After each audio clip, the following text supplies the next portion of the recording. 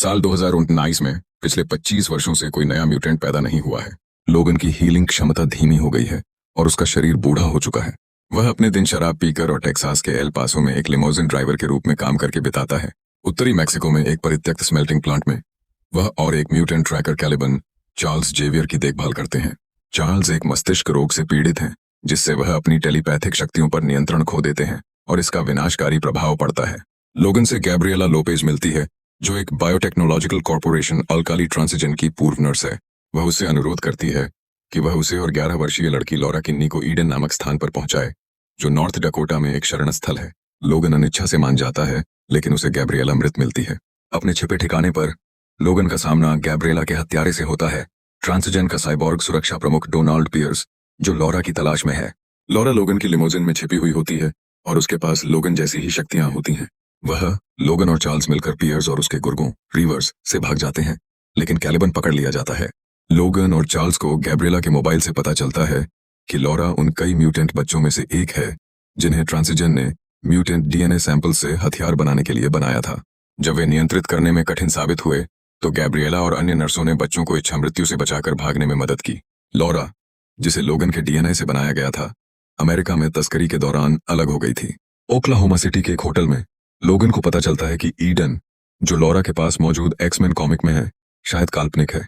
Reverse वहां पहुंचते हैं, लेकिन चार्ल्स का दौरा पड़ता है, जिससे सब लोग असहाय हो जाते हैं। लोगन हमलावरों को मार देता है, चार्ल्स को दवा देकर बचाता है और भाग जाता है। जेंडर राइस, ट्रांसिजन का प्रमुख, कैलिबन को यह सोचने पर मजबूर करता है कि अगर वह उनकी मदद करेगा तो वे लोगन और चार्ल्स को नुकसान नहीं पहुंचाएंगे।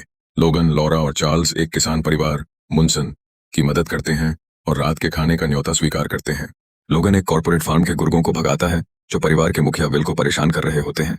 इसी बीच लोगन का एक जंगली क्लोन X-24 हमला करता है। वह चार्ल्स और मुनसन परिवार की हत्या कर देता है, विल को गंभीर रूप से घायल करता है और लॉरा को पकड़ लेता है। कैलिबन ग्रेनेड फोड़कर ट्रांसिजन की वैन नष्ट कर देता है और खुद को मार देता है। लोगन X-24 से लड़ता है, लेकिन कमजोर पड़ जाता है। विल अपनी ट्रक से X-24 को घायल करता है, लेकिन अपनी चोटों से मर जाता है। लोगन और लॉरा चार्ल्स की लाश लेकर भाग जाते हैं। लोगन चार्ल्स को दफनाने के बाद गुस्से और थकान से बेहोश हो जाता है। लॉरा उसे यात्रा पूरी करने के लिए मनाती है। वे ईडन पहुंचते हैं, जो वास्तव में भागे हुए ट्रांसिजन बच्चों का एक कैंप होता है। लॉरा को लोगन के पास रखा हुआ एडामेंटियम बुलेट मिलता है और वह आत्महत्या करने की सोचती है। लोगन को पता चलता है कि बच्चे कनाडा जाने की योजना बना रहे हैं।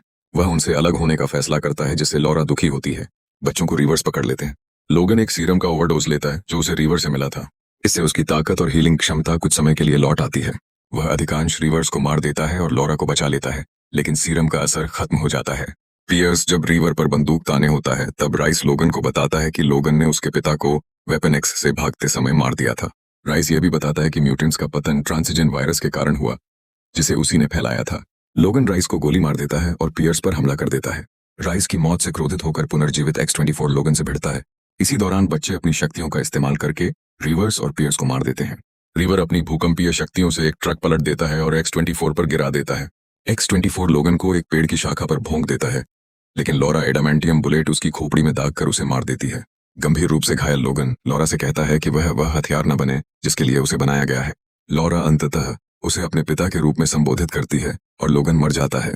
बच्चे अंतिम संस्कार करते हैं और लॉरा लोगन की कब्र पर लगे क्रॉस को घुमाकर एक्स का रूप देती है।